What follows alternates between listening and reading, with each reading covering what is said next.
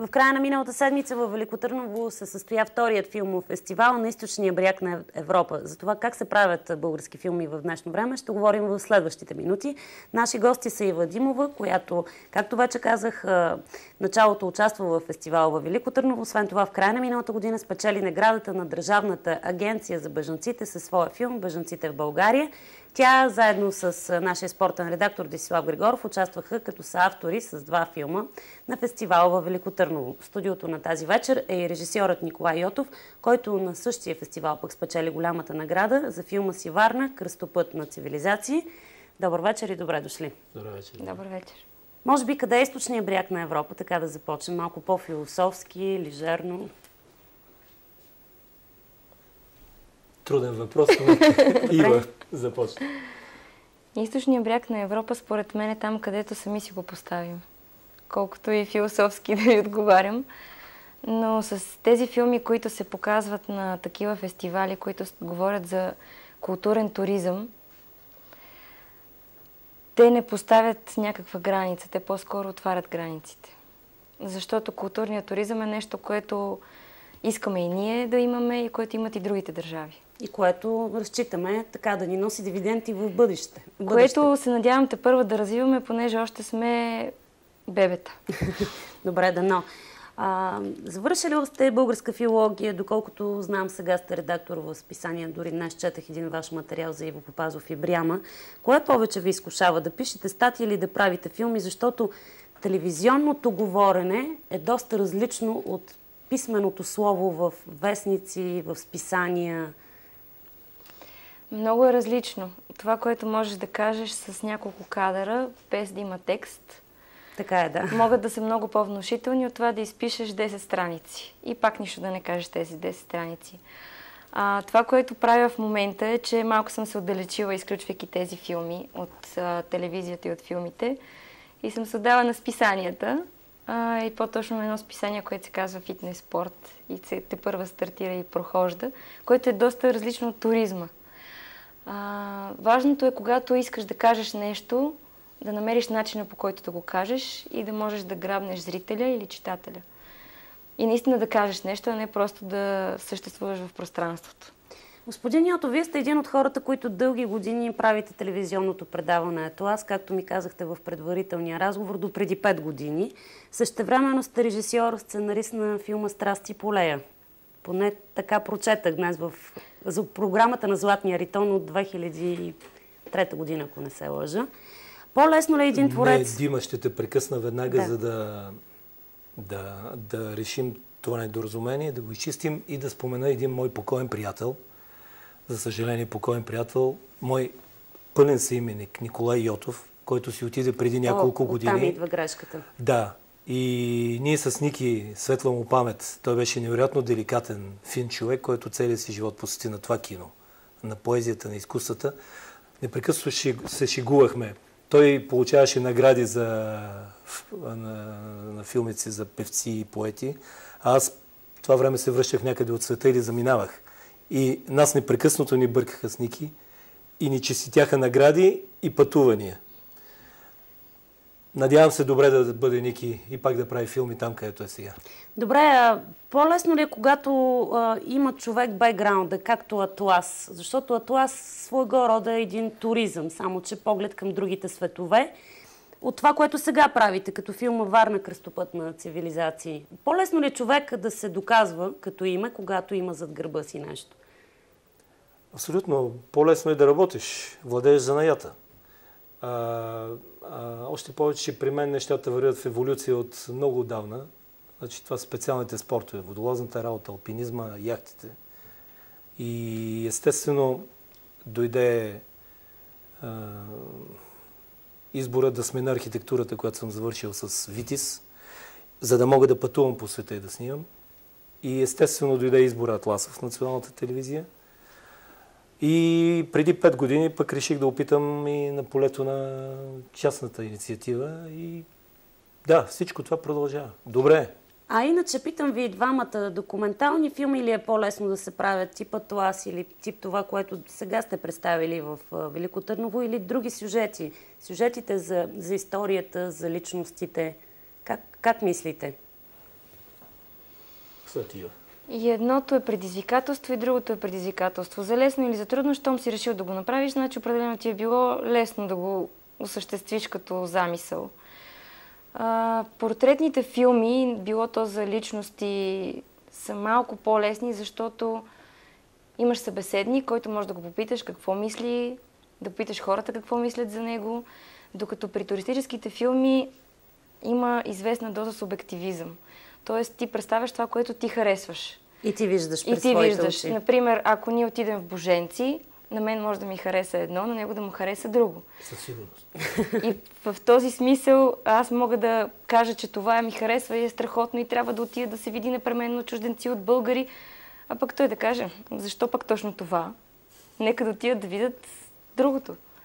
И много е субективен културният туризъм. Добре, това ли са темите, които ви провокират? Сякаш бягате от игралното кино. Всъщност не е ли истинското кино игралното кино, което носи и издига нагоре? Има огромна Значи всеки кинаджия мечтае един ден да направи свой игрален филм. Аз Това не правя. предвид. Лично аз не правя изключение от това. Пиша, имам някои неща, дай Боже да се реализират. Но, ще го кажа съвършено отговорно. Документалният филм е по-труден. Игралният филм, когато се базира на добре изпипан сценарий, говоря за добра идея и професионалист, който пише, той фактически вече може да се доведе преди първия снимачен ден до режисьорска книга, в която буквално кадър по кадър той е фиксиран.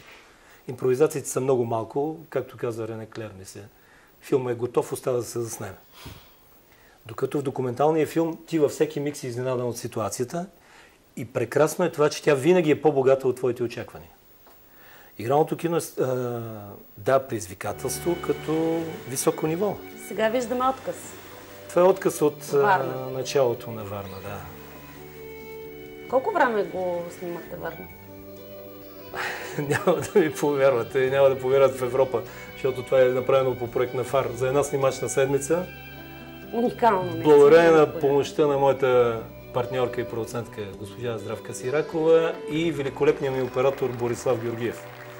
Делфинариум. Там вътре има работа и Стефан Тодоров, който е художник под водата, кадри от въздуха пак на Борето Георгиев. Но за една снимачна седмица, което в Европа е непостижимо. Направо казвам откровено. Добре, понеже се заговорихме за игралното кино, кое е обаче истинското кино? Нямото, както казва Чаплин, че това е и той не е вярвал, че ще има друго кино, освен нямо. Игралното или документалното? Знам, че повечето автори са запалени, защото документалното кино не е за масовата публика и дава по-друг творческа удовлетвореност някакси. Но в същото време, кое е истинското кино? Аз ли да отговоря? Ами, очаквам и двамата да Айде, се... Няма истинско и по-истинско, според мен. Има един вид игрална документалистика, който особено в последно време се налага много. Който взима от едното, взима и другото. Всеки решава за себе си кое е истинско. Значи аз ще направя едно уточнение. Чаплин също приема звука. Той води дълга битка със себе си, но в края на краища светлините на големия град, вие знаете Мусил Верду, цирки и така нататък, те са звук. И те разплакват именно със звука си, колкото и да е примитивен. И те разсмиват и разплакват със звук. Значи, мое мнение, на база на цялата информация, която вече толкова години събирам, бъдещето на киното предстои буквално следващите десетилетия да премине в един синтез между игрално и документално.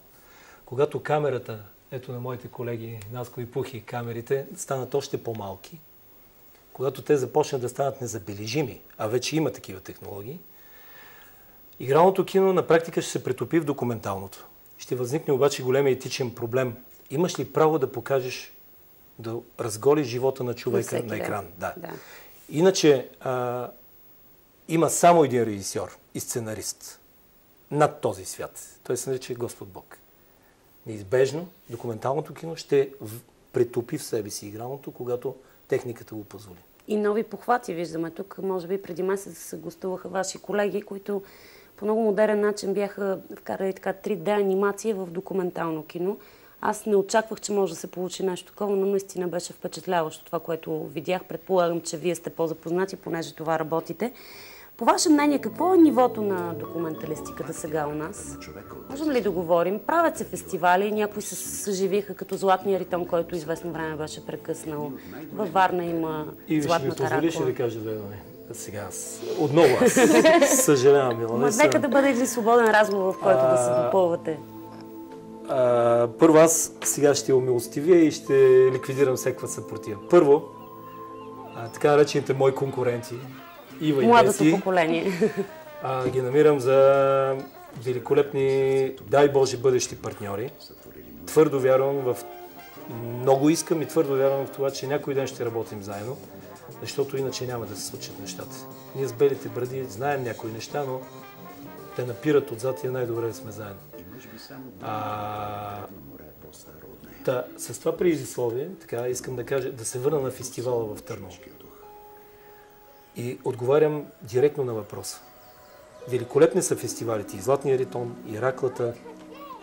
Има и други издания. В Русе се прави фестивал. Да, и във Варна не мога да се така с Роза. Любовта е лудост, да речем също и така нататък. Искам да обърна внимание на фестивала, специално в Търново. Аз го казах и на закриването. Фестивала в Търново е уникален като факт. Тук за първи път да е жив и здрав господин Рашев, кмета и неговия екип, господин Дани Панов, целият екип на Търново, че са гостоприемни домакини на този фестивал. Това е уникален фестивал в рамките на България, може би и по-далеч. Това е първият фестивал, който дава възможност на хората от професионалната гилдия, кинаджи и телевизионери, да срещнат с клиенти за бъдеща работа. Хората от туристическия бизнес. Не случайно мястото е избрано. Велико Търново, което има какво да покаже. Да. Великолепно. Хората от гилдията могат да намерят там своите бъдещи клиенти, партньори, с които да работят. Инвеститори в продукт. И да създадат великолепни филми, чисти образци на кино. Стига да имат желание и талант. Има обаче една малка подробност. Аз искам да ти опонирам. Когато условията са дефинирани и става въпрос за филми, редно би било наистина да се награждават филми. Това е моето лично мнение. Смисъл? Смисъл, филма, който е твоя, си е филм. Но филма, това, което взе награда за изключително представяне и нетрадиционен начин, импресията с кукерите. Не може една музикална импресия да вземе награда за филм. Документален филм. Да, това са две различни неща. Когато категорията е туристически продукт и туристическа дестинация и фирми, представящи туризма, някакси нещата са дефинирани, те трябва да се спазват. Това е абсолютно моето мнение. Но както знаем, по фестивали се случват и някои такива неща. Нека да не ги коментираме. Добре, доколкото знам, вие специално имате доста работа зад гърба си. Как избирате сценария, когато решавате да създадете един филм? Това, което Десислав ми разказа, с който заедно участвахте с двата филма Звънци маски, Кукери в Перник и Регион Балкани, каза, че имате над 70-80 работи зад гърба си. Да, 72. Което е похвално за един млад човек като вас. Може би мечта дори на много ваши колеги. Аз се гордея с това, което сме направили, защото не сме оставили лошо впечатление никъде. Тоест, навсякъде, където сме отишли, след това са се обадили и са казали браво, хареса ни. Това е от вашия филм, предполагам? Да. Кукери в Перник. По българските земи по време на Нова година и заповедни се провежда. Да ви питах за сценария. Как решихте точно Кукери в Перник? Това е една тема, която за мен лично винаги е била много изтъркана, защото дойде ли края на януари-февруари, може би ще се съгласите с мен, в цялата страна по един своеобразен начин се прави такъв кукерски преглед. Това е сезона, в който гоним злите сили, казано по народния обичай. Точно това е интересното, че не навсякъде кукерите излизат на връх Нова година. В университета, в моята специалност, учихме фолклор. И там винаги ми е било интересно точно тази фолклорната страна на нашата традиция, откъде идва. Значи кукери по българските земи има 2 пъти в годината. По сирни заговезни и на Нова година. Да. И да, може би повечето хора знаят, че това се случва на връх Нова година, на 1 януари, но самия обичай на кукерите е много интересен. Аз съм била няколко пъти на такава традиция във Варвара и всичко с краденето на булката, с... Всичките тези елементи от... са много интересни. Фолклор, да. И така се поразрових доста в стари източници, да видя точно колко са ритуалите, какви са. Различните региони имат различни кукери с кожи, с парцали. Всичко това е свързано по някакъв начин с историята на дадения регион. Добре, а сега работите ли върху нещо ново? Вие казахте, че сте избрал другото поприще, частното. Неизбежно е, когато си сам, трябва да работиш много, за да постигаш някакъв оптимум. Защото за тебе има и екип. А има и семейство в край на краищата. Пък има и амбиции. Да, в момента работя по 7 проекта. Ако 7 проекта, документални филми. Не само. Събирам материал за игрален сценарий. 4-ти ми поред. Документалните филми спрях да ги броя след 100-те. То е неизбежно с годините. Снимам в момента филм за нещо великолепно. Дори мога да се обърна към българите. Да го подкрепят при възможност. Снимам филм за Карин дом. Ако сте чували за него. Не съм чувала. Карин дом е едно оазисче за децата с специални нужди в България. Паралич, парези, синдром на Даун и така нататък. Тежки случаи. Много тежки случаи, но те са поставени в един оазис на красота, спокойствие и слънце, усмивки и доброта. В Карин дом. Това е семейният дом на потомствената дипломатическа фамилия Станчови. Нашия екс, външен министър господин Иван Станчов и неговите брати и сестри са дарили дома си на фондация Карин дом. И там в момента тези деца в България не се отглеждат така наречените институции, мрачните домове, за които и Николай Волев прави филми. Които бяха скрити някога, не да е там зад Балкана. Да, или които много обичат някои да показват навън като единствения облик на децата с проблеми в България. Не е верно. Аз видях как се смеят тези деца, когато са поставени в великолепна установка на Карин дом. И когато има кой да се грижи. Са обградени с доброта. Това е една от темите, за които снимам в момента. Добре, говорихме пак преди малко за игрално, документално кино, нямо кино. Кое е по-важно, за да стане един филм добър? Режисурата, сценария? Може ли сценариста, ако е допуснал грешка, режисьора да спаси филма? Мога ли, позволявате ли пак вашето мнение и на двамата? Позволява ли ефира на Европа думички не съвсем безцензурни, но малко по... Ами зависи. Защото ако Европа позволява, има един орган наречен СЕМ, който знаете какво прави, да не стигаме голяма червена точка. Не, ще минем с розова точка по край СЕМ. Няма да ми се разсърдят и там приятелите. Един мой приятел казва така: кино се гледа с тези части, с които сега сме седнали в студиото. Мисля, че СЕМ ще ни прости. Какво има преди? Това, между другото, събира всичко. Ако зрителя усеща сърбеж в тези части след първите 5 минути или 10 и си излезе от залата, филма не се е получил. А ако се е получил, това значи, че пирамидата е изградена хармонично с труда на целия екип. Сценарий, режисура, оператор, звук. И всичко това подкрепено от технически екип, от героите на филма. Така и в игралното и в документа.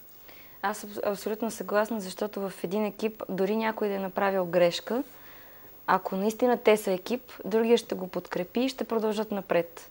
И някак си ще прикрие грешката. Да, дори да я прикрият и тази грешка ще стане всъщност не грешка, а акцент, който ще помогне за нещо друго.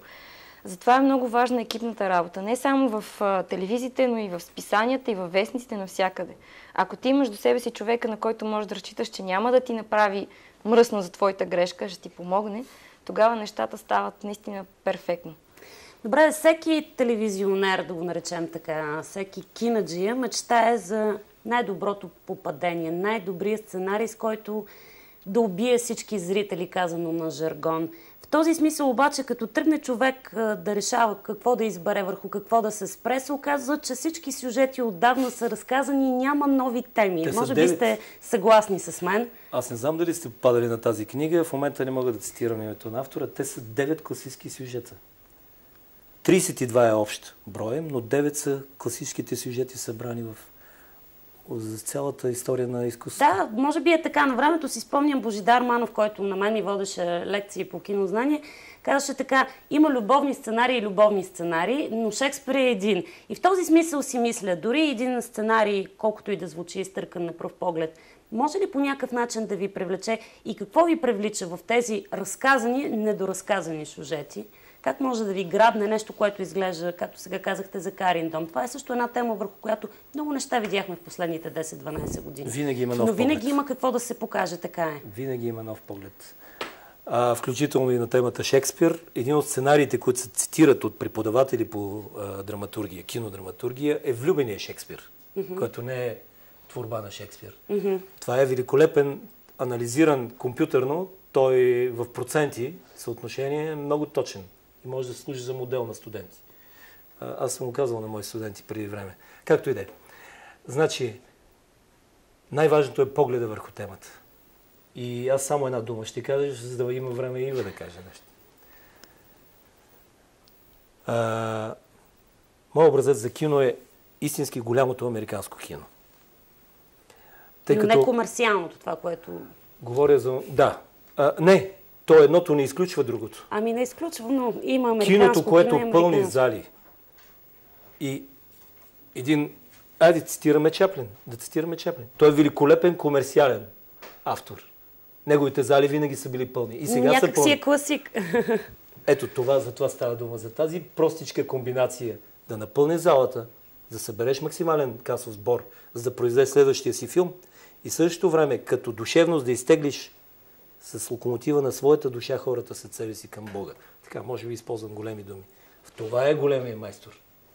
Едното не отрича другото, когато го прави голям майстор. Може би е така. Не се бях замислила. И с това предисловие, Америка, вие всички усещате, включително ти, Дима, че се задъхва от липса на качествени сценарии. Всички тези червени буи, които се леят по телевизията, те са омръзнали на всички. И така на децата включително. Да. Мисля, че идва време на Европа, и то на източна Европа, На която може европейско кино. Която чете, може да прочете тези стари текстове по нов начин. И сега ти давам думата. Аз исках да кажа, че темите може да не са чак толкова безкрайни, но всеки по различен начин може да разкаже едно и също нещо.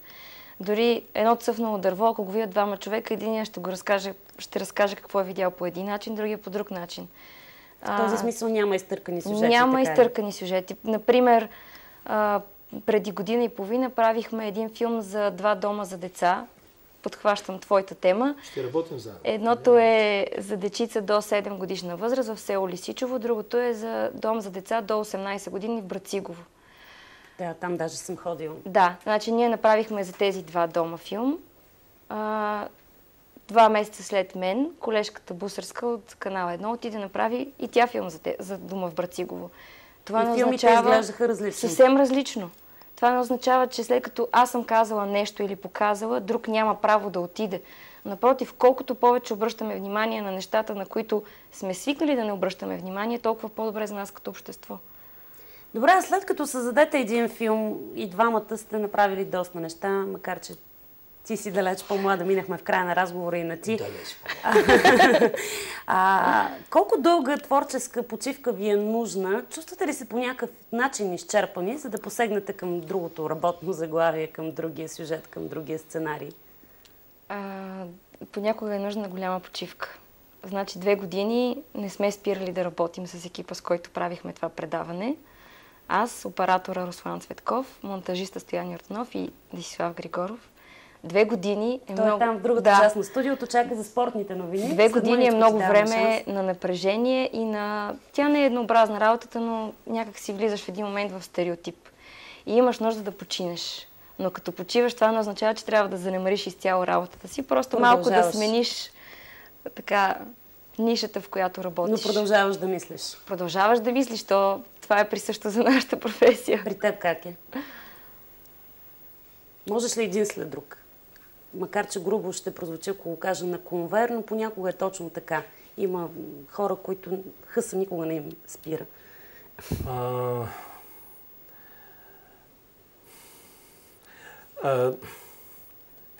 Трудно е да се каже. Труден въпрос. Защо? Защото на практика не знам как ще прозвучи, аз не мога да спра. Но Ивето го каза тук що. Ключът е в това да редуваш работа и да я сменяш. Значи, Какво имам предвид? Ние снимахме зимата и направихме първата кратка версия на Кариндом. Веднага след това аз продължих да работя по идеята си за игралния сценарий. Значи това е почтение в Народна библиотека, ровене в архив, да. Тоест, не можеш да спреш, нали така? Не спираш. Не спираш. Не Но спираш, редуваш променяш. едната и другата. Променеш. Това е. Добре, аз ви благодаря, че бяхте наши гости. Желая ви много творчески успехи. Това, което забравихме да кажем ето е наградата за Николай Йотов от фестивала в Велико Търново за неговия филм Варна, кръстопът на цивилизации. Виждате сега. Тази вечер продължава. Десислав Григоров, както вече видяхте, е готов, за да ви представи най-новото от света на спорта, футбол и изобщо горещите новини. След това ще се видим отново малко преди 21:30, когато пък ще ви представим акцентите в утрешните вестници. Останете с нас!